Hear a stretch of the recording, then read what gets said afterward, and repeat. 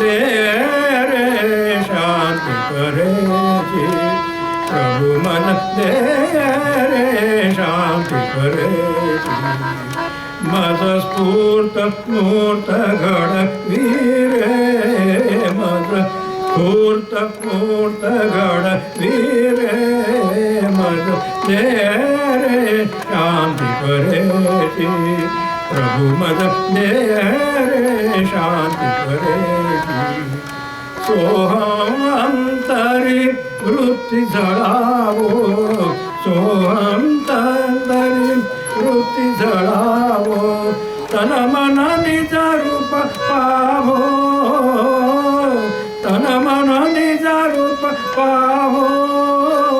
जे जे घड़ते कर्म जीवनी, जे जे घड़ते कर्म जीवनी, सहज समर्पित करी रे ओ, सहज समर्पित करी रे, प्रभु मद दे रे शांति करे जी, प्रभु मद दे रे शांति करे जी। अनुभव ऐसा क्षण क्षण वाड़ो, अनुभव ऐसा क्षण क्षण वाड़ो, मी पण वितळून जावो, मी पद वितळून जावो। सूक्ष्म सूक्ष्मतर जे जे भूवरी, सूक्ष्म सूक्ष्मतर जे जे भूवरी, महा महा महातीत करी रे ओ, महा महातीत करी रे, प्रभु मद दे रे शांति करे जी, प्रभु मद दे रे शांति करे जी। विशाल डोंगर सरिता सिंधु, अंबर वर्षा घनही, विशाल डोंगर सरिता सिंधु, अंबर वर्षा घनही, वृक्षलता मनु पशु पक्षादि, वृक्षलता मनु पशु पक्षादि, मूर्त हरि रूप करी रे, प्रभु मद दे रे शांति करे जी, प्रभु मद दे रे शांति करे जी। परा परात्पर पर ब्रह्म प्रभु, नयनि निरंतर राहो ओ, परा परात्पर पर ब्रह्म प्रभु, नयनि निरंतर राहो। ध्यान सुमंगल अनुभव सिद्धि, ध्यान सुमंगल अनुभव सिद्धि, सकल ब्रह्ममय करी रे, प्रभु मद दे रे शांति करे जी, प्रभु मद दे रे शांति करे जी। विद्यानंद सहज स्फूर्त प्रभु, विद्यानंद सहज स्फूर्त प्रभु, अदेह तुझ सम लाहो, अदेह तुझ सम लाहो। तिरतर सुमधुर मंगल सृष्टि, तिरतर सुमधुर मंगल सृष्टि, दिव्य शुभंकर करी रे ओ, दिव्य शुभंकर करी रे, प्रभु मद दे रे शांति करे जी, प्रभु मद दे रे शांति करे जी। मद स्फूर्त मूर्त गढ़ वीरे, मद स्फूर्त मूर्त गढ़ वीरे, मद दे रे शांति करे जी, प्रभु मद दे रे शांति करे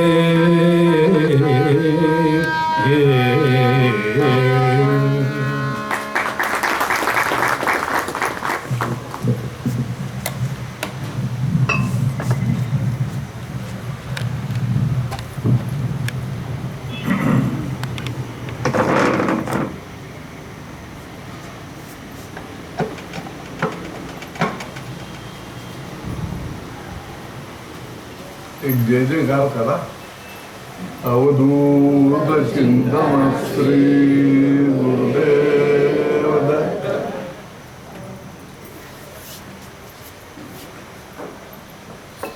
आपल्या दृष्टीने सप्ताह हा यज्ञ असतो.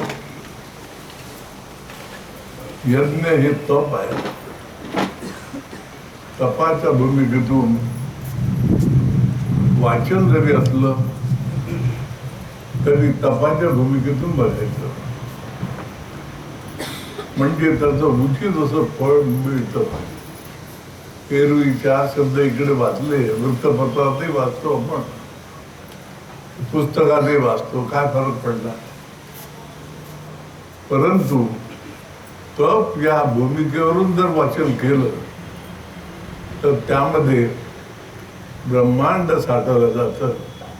किंबहुना त्यातून उद्दित होणारे होणारं मंत्ररूप सामर्थ्य जे आहे त्याचा लाभ आपल्याला मिळतो.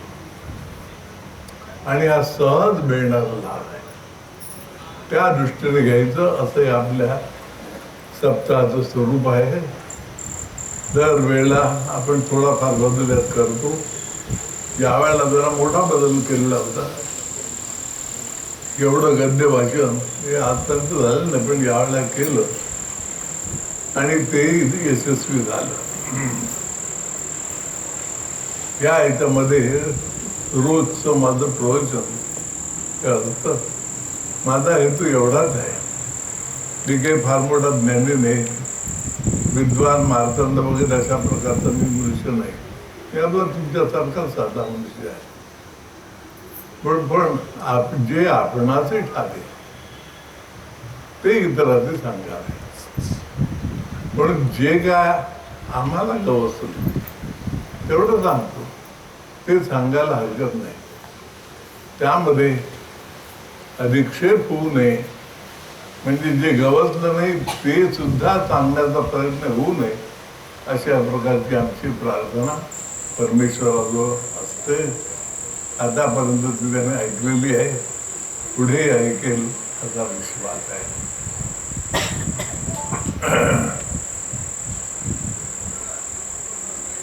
कालच्या प्रवचनामध्ये एक भाग राहिला होता. किंबहुना हेतू पुरस्सरच तो ठेवला होता. कारण सगळं खंडन करीत आपण आलो. अमृतानुभव आपण समजून घेतो आहोत, थोडं उलट्या पद्धतीने समजून घेतो आहोत, ज्याला प्रतिप्रसवा पद्धत असं वेदांतात म्हणण्यात येतं. प्रसवा आणि प्रतिप्रसवा. प्रतिप्रसवा म्हणजे प्रसव ज्या पद्धतीने होतो त्याच्या नेमक्या उलटी करून घ्यायचं. आतून पोटातून ती प्रक्रिया सुरू होते, बाहेर उमटते, ही प्रसव पद्धत आहे. प्रतिप्रसव पद्धत म्हणजे बाहेर उमटल्यानंतर मी माझ्या आतल्या भागाचा विचार करणं आणि त्याकरता लागलेलं जे रहस्य आहे ते रहस्य प्राप्त करून घेणं हा हेतू होतो. उदरामध्ये असताना मला काही ज्ञान नसतं, मी काही आपण म्हणून काही समजू शकत नाही. जे काय सहज प्राप्त असेल तेवढंच घेणं हेच माझ्या स्वाधीन असतं. प्रतिप्रसवा पद्धतीमध्ये नेमकी उलटी गंगा वाहते. मी ज्ञानी आहे, थोडा शहाणा आहे, हे हा अहंकार नव्हे, ही अस्मिता आहे. मी जर एखादी डिग्री प्राप्त करून घेतली असेल तर अस्मितापूर्वक सांगायला हरकत नाही की हो माझी अशी अशी डिग्री आहे.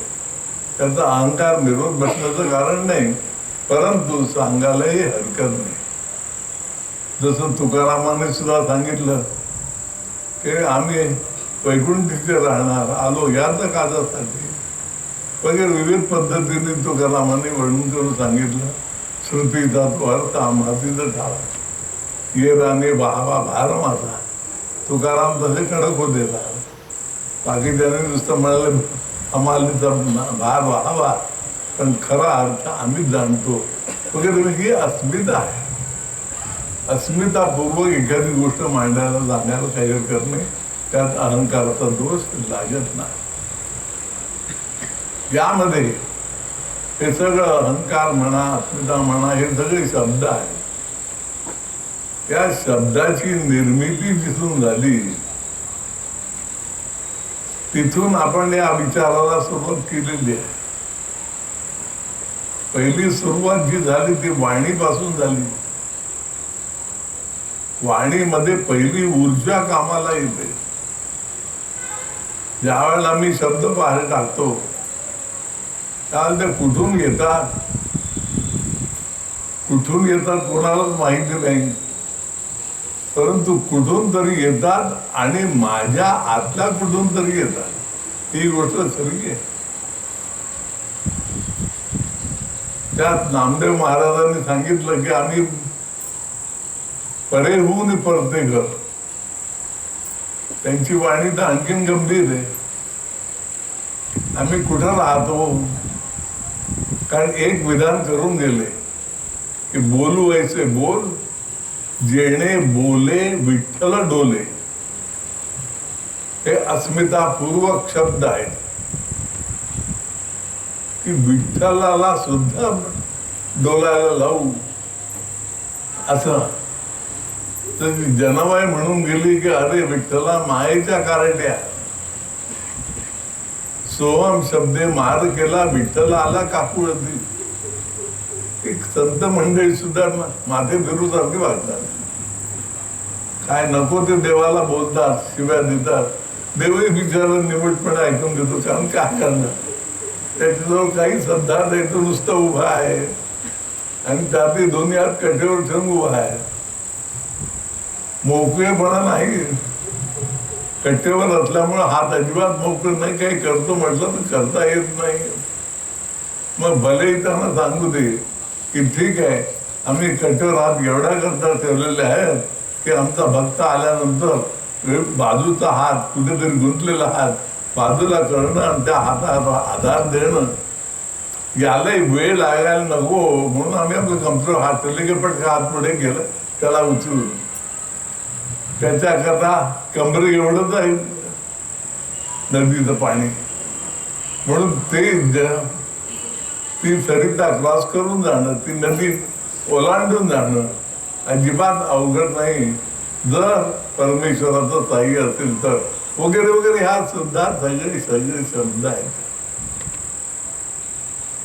जो कोणी त्यात शिरतो त्याला ते शब्द त्याच्याशी बोलायला लागतात आणि शब्दांचं बोलण्याचं जे स्थान आहे त्या स्थानाचा विचार करायला लावतात. सर्व संत मंडळी त्यांनी मूलभूत विचार केलाय. कोहम कथमपि जातम करता कोवाच विद्यते. अरे मी कोण आहे, किती लोक विचार करतात. आपण आलो जन्माला आलोय करतात, सगळे 10 लोक करतात त्याप्रमाणे मी करतो. काही खाणं पिणं हे ते कपडा लत्ता घरदार ते करता माझी मर्दुकी गाजवायची म्हणजे आणखी 2-4 घरं बांधायची वगैरे. याच्या पलीकडे कुठे मर्यादा जात नाही. पैसा मिळवणं, कोट्यवधीचा पगार मी त्या पेपरमध्ये वाचला. मला प्रश्न असा पडला की ठेवतात कुठे पैसे. 100 कोटी रुपये एवढा पगार एका दिवसाचा आहे, पैसे ठेवणार कुठं. मला पंचायत पडली. तर ही मर्दुमकी या पलीकडे जात नाही. अरे खरी मर्दुमकी ती की ज्या वेळेला मी तुला शोधून काढीन, लपलास का माझ्यापासून लपून राहू नको. छुपकर कहाँ रहोगे, मेरी आत्मा ये बोलती है कि आपको मेरे सामने आना ही पड़ेगा. चुप चुप चलने में क्या राज है, त्यात काय मोठेपणा आहे. म्हणून तसं न करताना तू कोण आहेस, तुला मी शोधून काढीन. तू गवळ्याचा पोर म्हणून मला माहिती आहे. अनेक कुलंडडी करणारा मला माहिती आहे. लोकांमध्ये निष्कारण भांडणं करणारा मला माहिती आहे.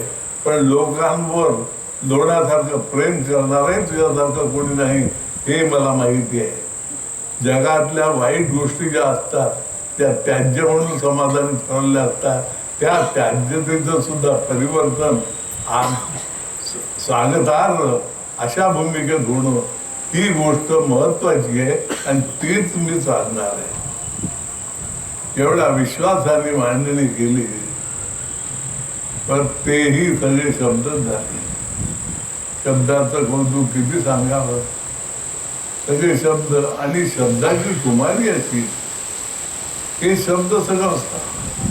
खऱ्याचं खोटं, खोट्याचं खरं असं करून टाकतात, उलट पालट करून टाकतात. हे शब्दाचं कार्य. शब्द एखादी बातमी जशीच्या तशी पुढे पुरवत नाही, स्वतःच काहीतरी त्यात पोचल्याशिवाय राहत नाही. याचा शीण अगदी ऋग्वेदाला सुद्धा आला.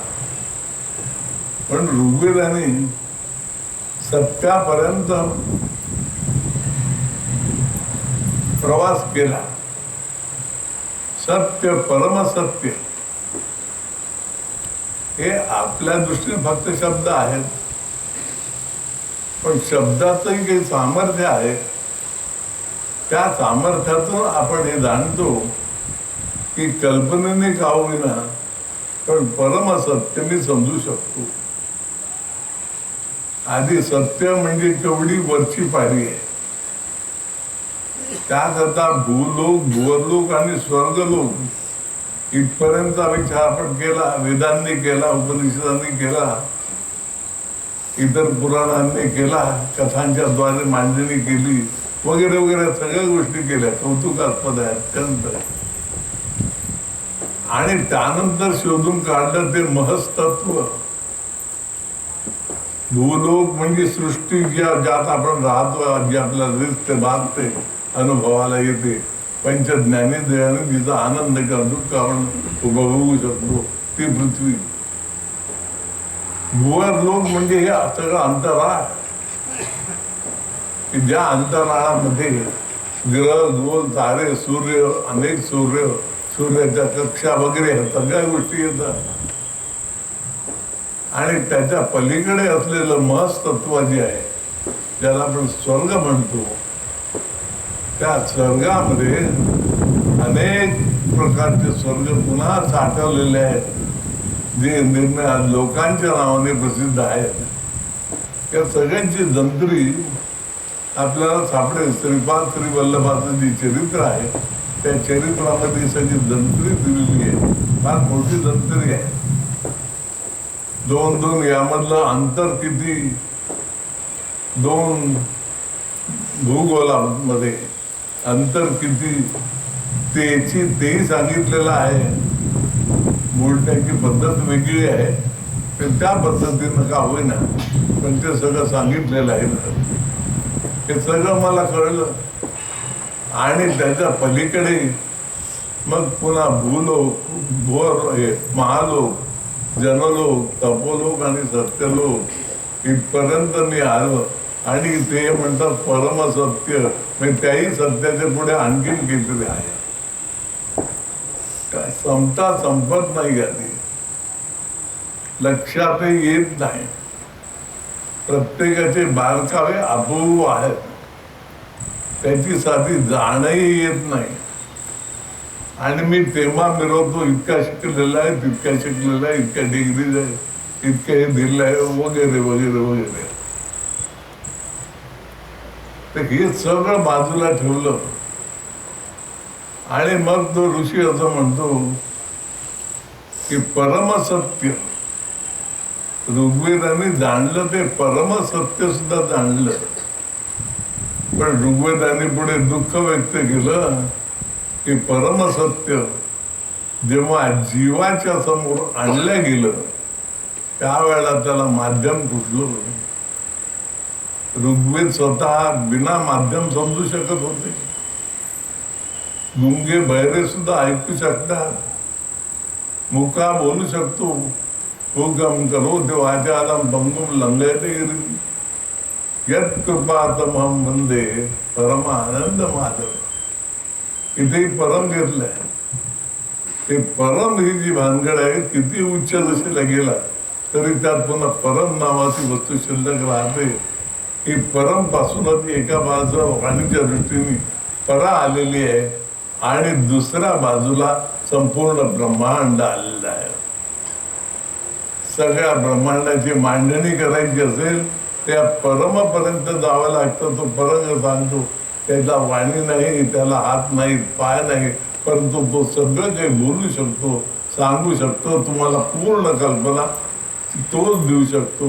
किंबहुना तो असा आहे की जो देऊ शकतो, बाकी कोणाला देता येणार नाही. त्याने असं म्हटलंय की हे पुढे महस्तत्वाच्या पुढे जे आहे ते तत्व महस्तत्वाच्या अंतर्गतच येते सगळं. हे परमसत्य आहे आणि हे परमसत्य लोकांना सांगायचं आहे, कारण माझी ती तळमळ आहे. ज्या तळमळीच्या पोटी मी विश्व निर्माण केलं. एकटा एक मी असताना एकवम बहुचा म्हणून हे सगळं केलं. आणि एवढं केल्यानंतर मग त्यावरचा जो जीव प्राण म्हणून जो आहे, जीव जंतू असं म्हणत मी भरत नाही, जीव प्राण जैविक सृष्टी, ही जी जैविक सृष्टी आहे त्या सृष्टीला काही समजून सांगावं. कारण ही माझी लेकरं आहेत.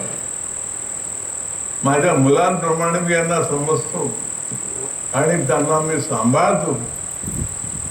खरोखरच परमेश्वर आपल्या सर्व मंडळींना, पुरुष स्त्रिया सर्वांना स्वतःच्या बालकाप्रमाणे सांभाळतो.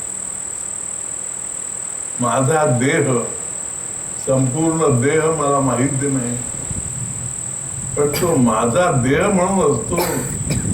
काटा टोचला तर या देहामध्ये डोळ्यातून पाणी येतं.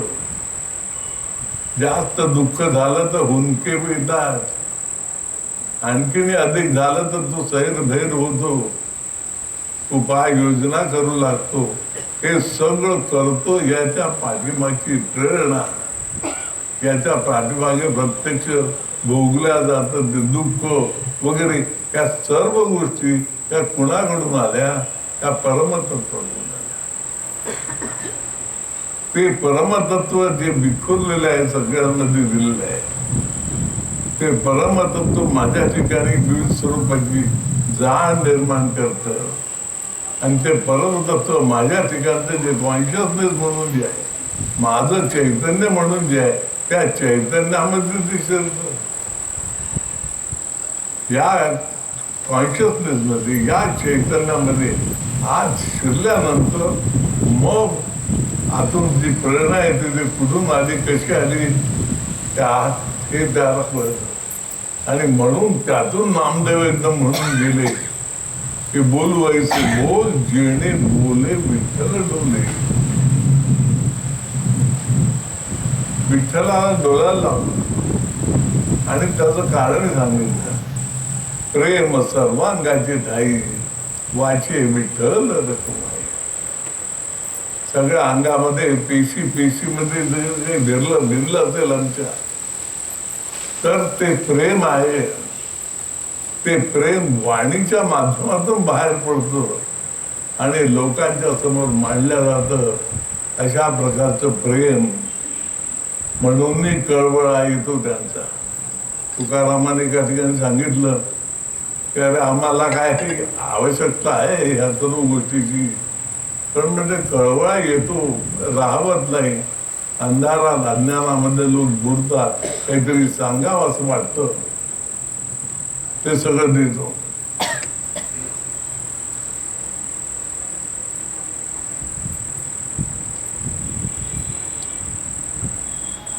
आणि ते बोल ज्यावेळेला बाहेर पडतात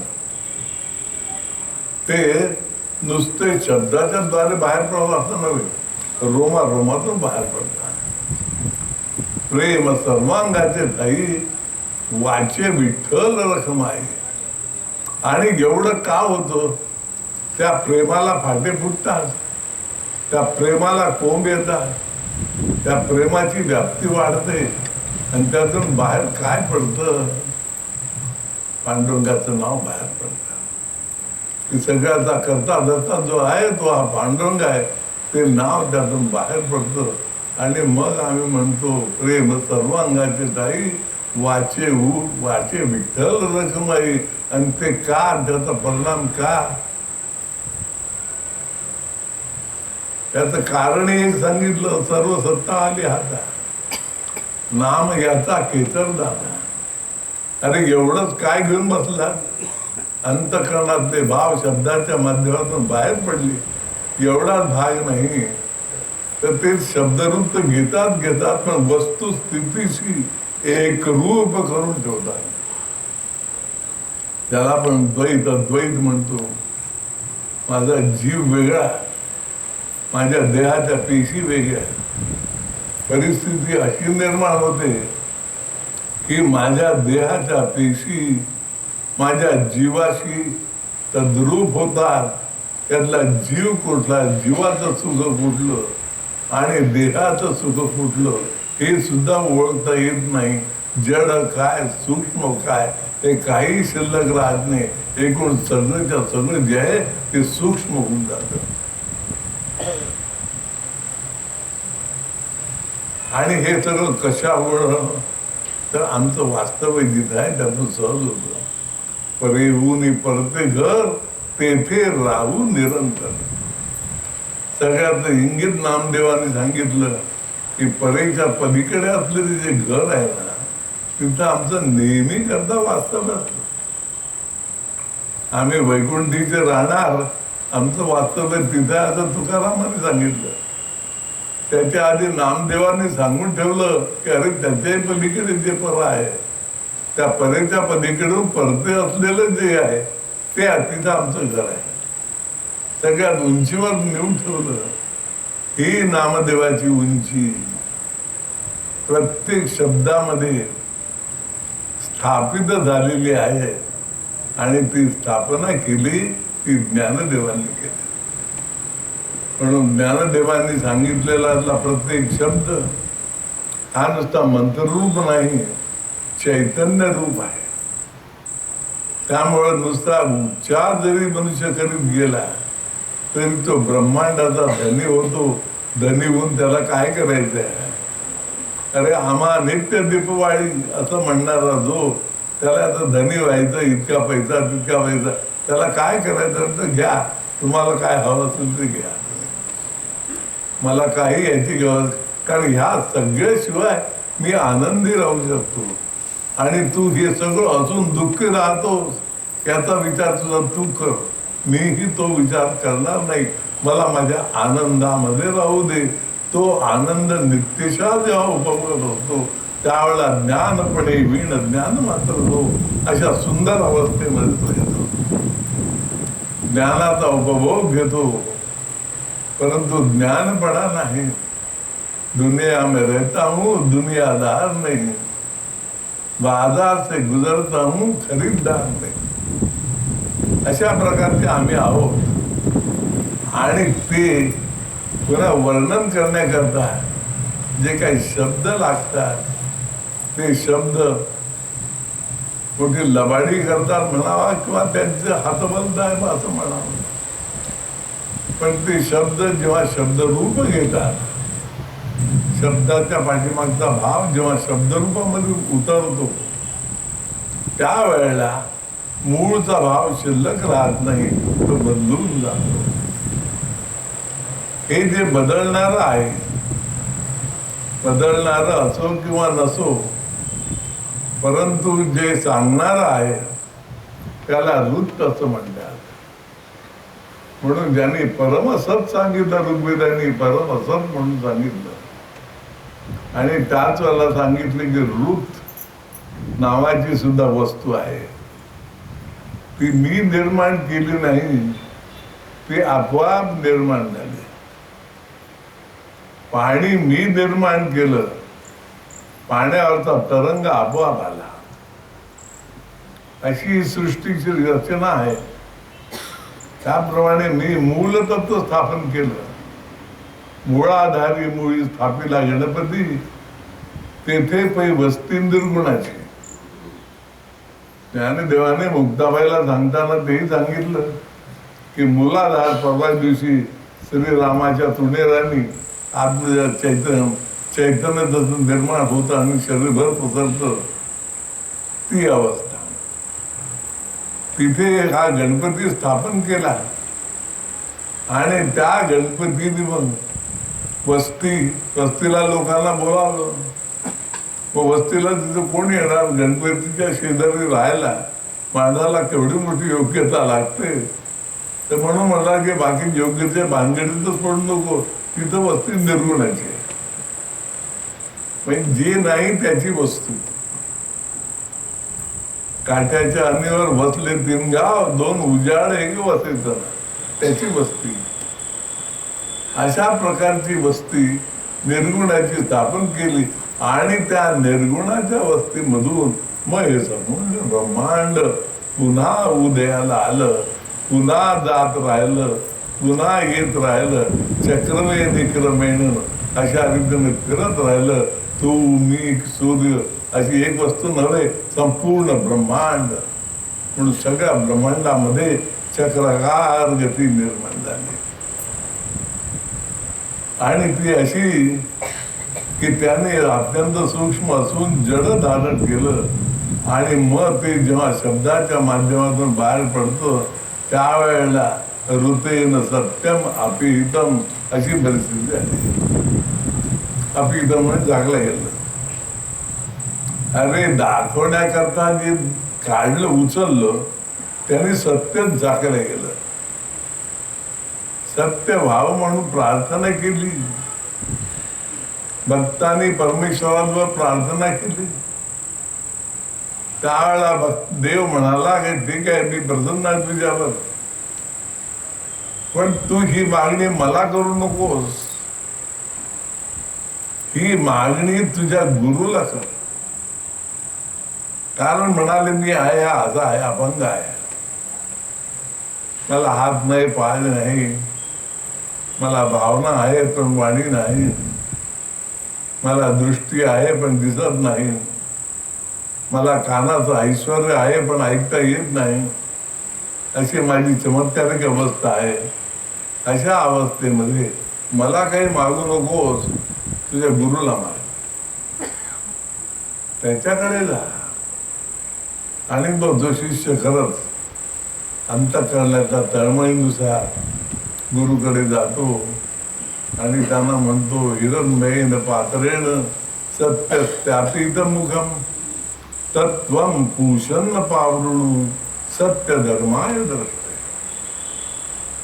गुरुला प्रार्थना करतो की तुझ्याशिवाय कोणी उकलून दाखवू शकत नाही.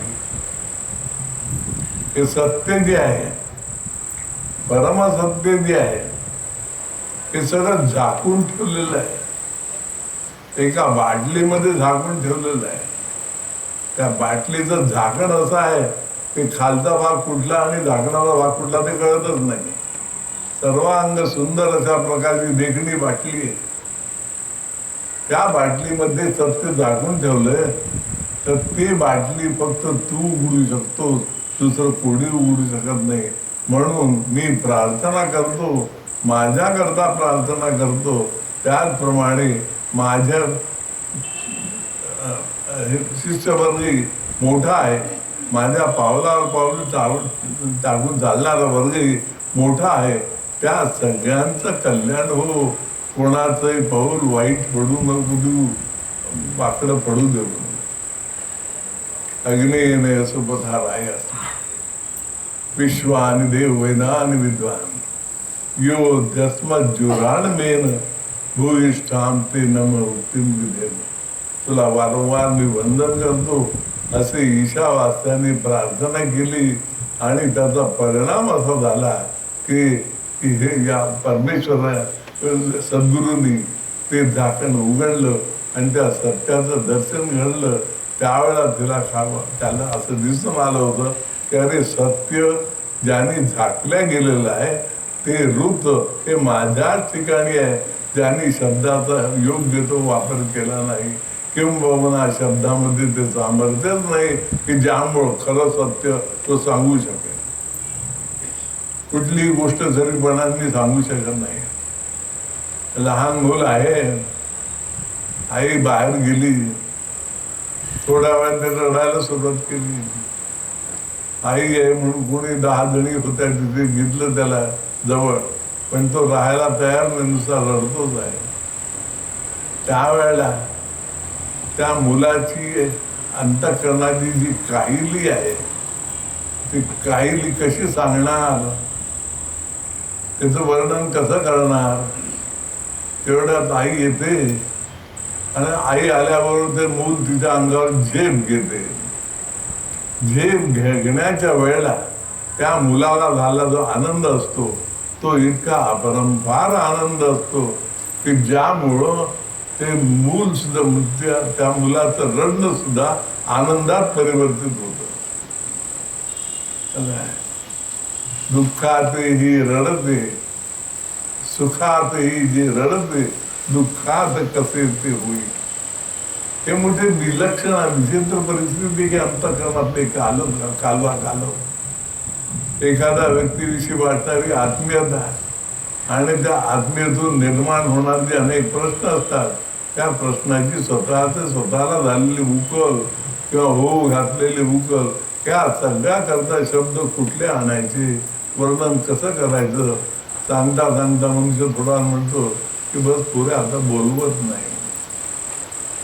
म्हणजे वर्णन करता येण्यासारखं नाही त्यात असं नाही, पण आता माझी क्षमता नाही, जाणीवेची क्षमता नाही, चैतन्याची क्षमता नाही, माझे मूळ जी ऊर्जा आहे तिची क्षमता नाही, आणि त्यामुळे मी सांगू शकत नाही. अशा रीतीनं हे रोज सत्याला झाकून टाकतं. परंतु त्याला उघड करण्याचं कार्य फक्त आतली जी आहे परेहून परते घर, तिथं असलेली जी शक्ती आहे त्या शक्तीचं हे केवळ कार्य आहे, किंबहुना तीच ते करू शकते. आणि ही जी शक्ती आहे ही श्री गुरुच्या स्वाधीन आहे. माणसाने, शिष्याने प्रयत्न करायचा, होईल तेवढा प्रयत्न आपल्या पद्धतीने करायचा. पारियाचा रवा घेता भूमीवरी, काल मी सांगितलं त्याप्रमाणे निर्णय प्रयोग करून आपण ती यश मिळवण्याचा प्रयत्न करायचा.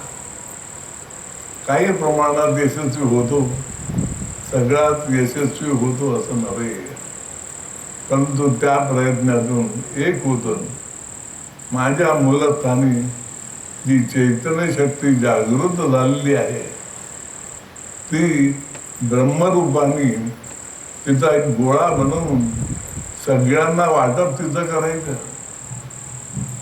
बाबा महाराजांनी केलं होतं. ब्रह्मसत्र सोहळा करून साधक सिद्धा प्रति आला.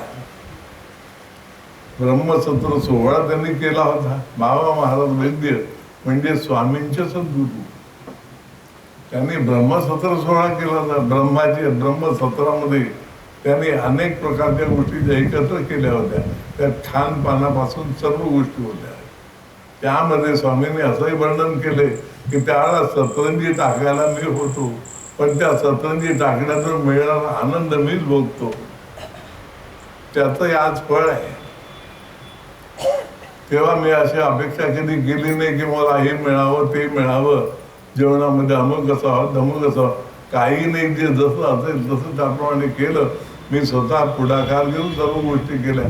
जेवढं शक्य होते माझ्याकडे जेवढं धन होतं तेवढं सगळं धन त्यात ओतलं. कोणी किती दिलं याचा मी कधी विचार केला नाही. मी फक्त माझा विचार केला, माझ्या स्वचा विचार केला, आणि त्यातून मग जे उभे राहिलं ते ब्रह्मसत्र सोहळा. त्यामध्ये लोकांची बसण्याची व्यवस्था करण्याकरता त्या सतरंज्या टाकायला लागत असत. ते म्हणाले ते काम मी आनंदाने करीत असे आणि एकटा करीत असे, कोणाला करू देत नसे. ते हा माझा सेवाभाव होता. यातून जी ऊर्जा निर्माण होते, या ऊर्जेचं स्वरूप फार वेगळं आहे, विलक्षण आहे. ही खरी सेवा आहे. स्वामींच्या मनोभावात न चुकणे हीची परमसेवा. येर ते पांडवा वाणिज्य करणे. स्वामीच्या मनामध्ये जे आहे ते करणं हे खऱ्या अर्थाने सेवा आहे. माझ्या मनाप्रमाणे करणं ही सेवा नव्हे, तो व्यवहार झाला. अशा रीतीनं जी भावना उत्फुल्लित होत राहते, ती भावना जेव्हा गुरु समोर प्रगट होते, त्यावेळेला गुरु मग परस्परम भावयंता अशी हे तयार होऊन, परिस्थिती तयार होऊन गुरु आणि शिष्य एका भावनेतून एक कार्य करायला लागतात. या कार्याचं स्वरूप शुद्ध आध्यात्मिक स्वरूपात आहे. या आध्यात्मिक स्वरूपामध्ये मग कुठले मी अमुक दिलं तमुक केलं वगैरे जड वस्तूचा संबंध येत नाही. इथे सगळं चैतन्य, unseeing is seen by the unseeing, अशा प्रकारची परिस्थिती ती सगळी निर्माण होते. आणि त्यातून जेव्हा तो पुढे जातो तेव्हा मग आज्ञाचक्रापर्यंत जेव्हा येतो तेव्हा गुरुही संतोष पावतो आणि पुढे मग अगदी आपल्या शिष्याला हाताशी धरून पुढे घेऊन जातो. त्या सगळ्या पुढच्या गोष्टी आहेत, पण हे सगळं कार्य जो करू शकतो तो गुरु. म्हणून ज्ञानदेवांनी गुरुला अपरंपार महत्व दिलेलं आहे. देवापेक्षा सुद्धा गुरु श्रेष्ठ असं म्हटलेलं आहे. त्यांना कमीपणा वाटला नाही किंवा देवांना आपला अपमान वाटला नाही. कारण का माझ्यापेक्षा कोण मोठे शहाणे आले ते, देवाला असं कधी वाटलं नाही, कारण तो देव आहे. हे सगळं माणसांच्या ठिकाणी आहे. खरे खोटे पण, श्रेष्ठ कनिष्ठता वगैरे या सगळ्या गोष्टी मानवाच्या आहेत. आणि मानवाच्या ठिकाणी याचे दोष मुळापासून आले आहेत. ते काही केलं निघत नाही, खूप प्रयत्न केला तरीही निघत नाही. अशा रीतीनं एक एक पायरी जेव्हा तो चढत जातो त्यावेळेला मग प्रत्येक वेळेला गुरु त्याला सहाय्य करतो.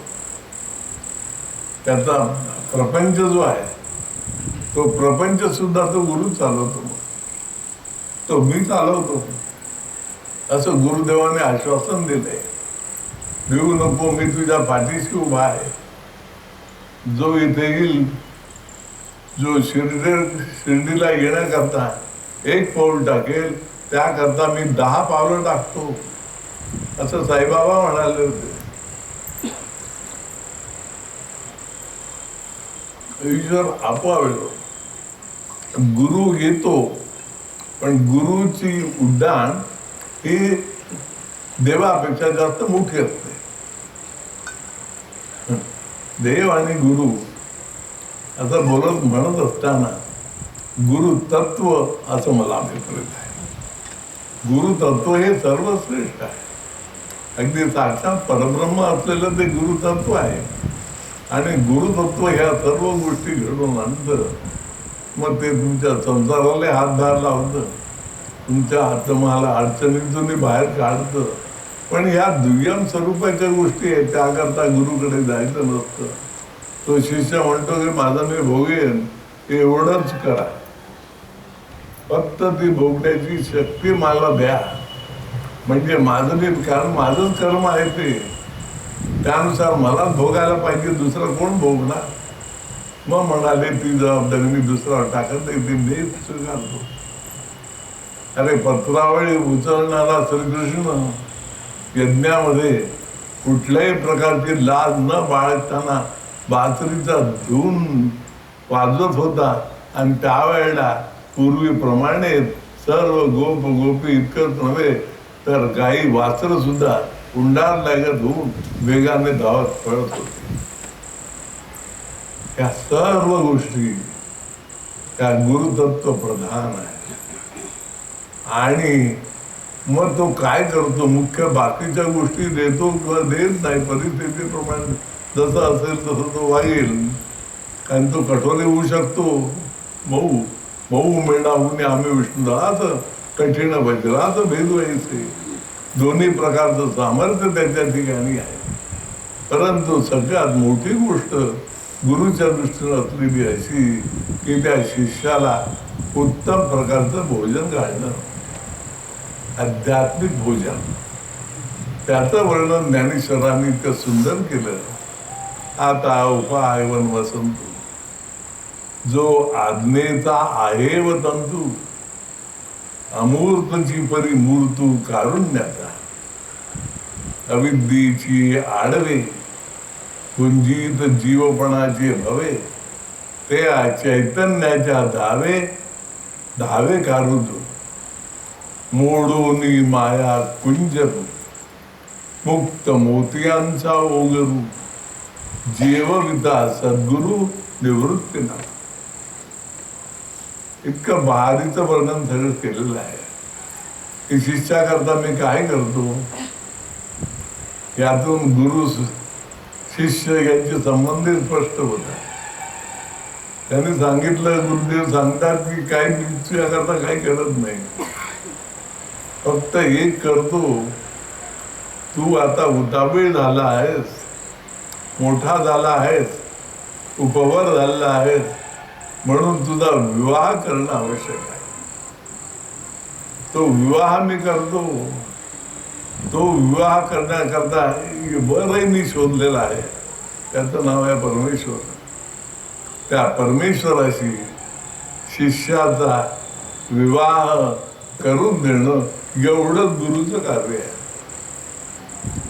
मुलीचा विवाह झाला की पिता बाजूला होतो, मग ते दोघं आपला संसार करीत राहतात. त्याप्रमाणे साधकाचा शिष्याचा भगवंताशी विवाह झाला की गुरु आपण मागचा पाऊल घेतो आणि निघून जातो. मग त्याचं तो जाणे, मग ते देव भक्त असे द्वैत अद्वैत न खंडिता, दाखवी देव देवेशा, प्रार्थना ही तुला आता, असं स्वामींनी प्रार्थना केली. का त्याची विवाह झाल्यानंतर मग ते दोघांचा मिळून विवाह आहे, पण हा दोनपणा विना एकपणा जो, म्हणून दोनपण पुन्हा दोनपणा शिवाय, परंतु दोनपण तसंच्या तसंच राखून ठेवून आपण ऐसे केले. अर्जुना, ज्या वेळेला श्रीकृष्णाने अर्जुनाला मिठी मारली, त्यावेळेला ही हृदयीची ती हृदय घातले, हा एक भाग केला, आणि दुसरा आपण ऐसे केले अर्जुना, द्वैत न मोडिता केले आपण ऐसे अर्जुना. द्वैत न मोडता दोनपणा तसाच कायम ठेवला. ही सगळी ज्ञानेश्वरांची वाणी आहे. अर्जुन आणि श्रीकृष्ण यांचा दोनपणा तसाच केला, तसाच ठेवला, परंतु अर्जुन आणि मी दोघेही एकच करून टाकलो. दोघांमध्ये ते प्रियूची प्राणेश्वरी, इथपर्यंत तू मन हे नीच करी, माझ्या भजनी प्रेम धरी, सर्वत्र नमस्कारी मध्ये काटे, वगैरे वगैरे अशा पद्धतीने दोघांमध्ये अद्वैत राखून सुद्धा अद्वैत अवस्था निर्माण केली. आणि त्या अद्वैत अवस्थेतून काय झालं, हा जो मायारूपी हत्ती आहे, तो हत्ती डोलत आमच्या समोर आला आणि तो म्हणाला, मी तुझी किमया पाहतो, आता काय करशील तू. गुरु त्याच्यावर उडी मारतो, ते थेट गंडस्थळावर उडी मारतो, आणि गंडस्थळामध्ये जो अंकुश असतो तो इतका जोरामध्ये ठोकतो वरून की त्यातून जो चीक रंध्र बाहेर पडतो, ते त्यातून बाहेर आलेले मोती ते तो गोळा करतो. गंडस्थळामध्ये मोती असतात हत्तीच्या, असं म्हणतात. तर ते तो बाहेर काढतो. प्रत्यक्षात असतील नसतील तो भाग वेगळा, पण गुरु शिष्य संबंधामध्ये त्या आपल्या भक्ताच्या अंतःकरणातली भाव उभारी येऊन परमेश्वराशी एकरूप होण्याकरता जे जे काय लागतं त्या सर्व पदार्थाची सोय गुरु शिष्याकरता करून ठेवतो. म्हणून ते मोती एकत्र करतो आणि त्याचा उत्तम भात तयार करून, अगदी सुरेख गरम गरम भात, त्यावर तूप आहे किंवा नाही मला माहिती नाही, परंतु मोत्याचा भात कसा असेल जाणकारांनाच माहिती. तो भात मी माझ्या शिष्याला भरवतो, मी माझ्या हाताने त्याच्या मुखात घालतो. म्हणून अशा रीतीनं तो अतिंद्रिय असलेलं इंद्रियाकडून भोगवून घेतो. आणि केव्हा होतं? ज्या वेळेला उपासना रूपी वसंत फळाला येतो, फुलाला येतो, त्याला बहार येतो. म्हणजे अनेक प्रकारच्या साधना करता करता प्रत्येक वेळी गुरु संतुष्ट होतो. आणि शेवटी इतका संतुष्ट होतो की तो म्हणतो, आता तू हे सगळं करणं बंद कर, मीच आता तुझ्याकरता करतो. आणि मग हे माया भ्रांती वगैरे घालवणं, या सगळ्या गोष्टी हे गुरु करू शकतो, देव करू शकत नाही. एवढं मोठं सामर्थ्य हे गुरुच आहे.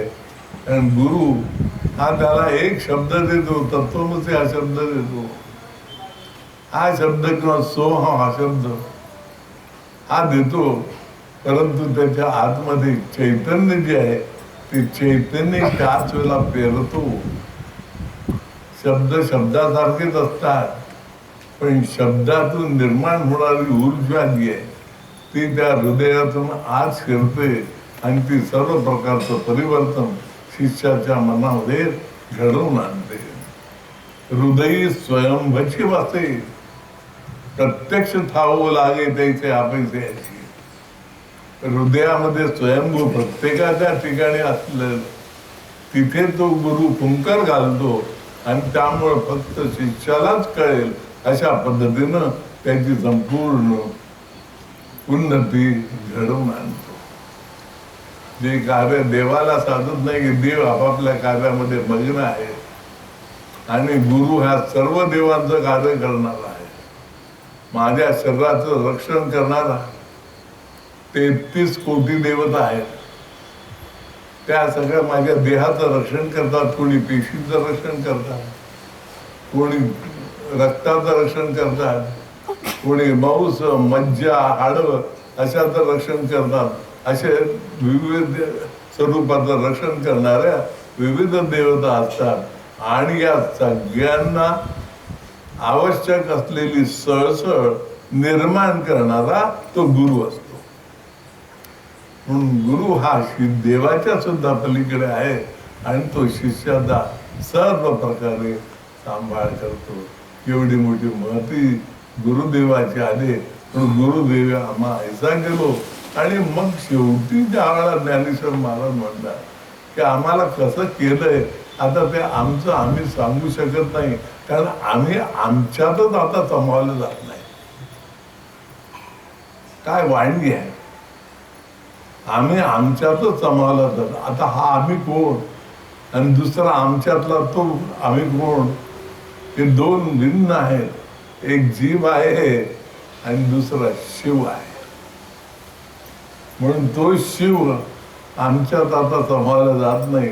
आम्ही एवढे मोठे झालो, शिवापेक्षाही मोठे झालो, किंबहुना आत्म्यापेक्षाही मोठे झालो. कारण आत्मा आम्हाला दाखवला तो श्री गुरु, तो आमच्या मध्ये सगळ्यामध्ये श्रेष्ठ आहे, सगळ्यात मोठा आहे. अशा रीतीने अनेक प्रकारे श्री गुरुचं वर्णन ज्ञानेश्वरांनी विविध रीतीने केलेलं आहे. त्या सगळ्यांचा विचार आता आणखी त्याचबरोबर मग मूळ जे आहे शिवशक्ती समावेश या संबंधीच्या विचाराकडे उद्या आणि परवा 2 दिवस बोलू. हरि ओम तत्सत. ओम ओम ओम.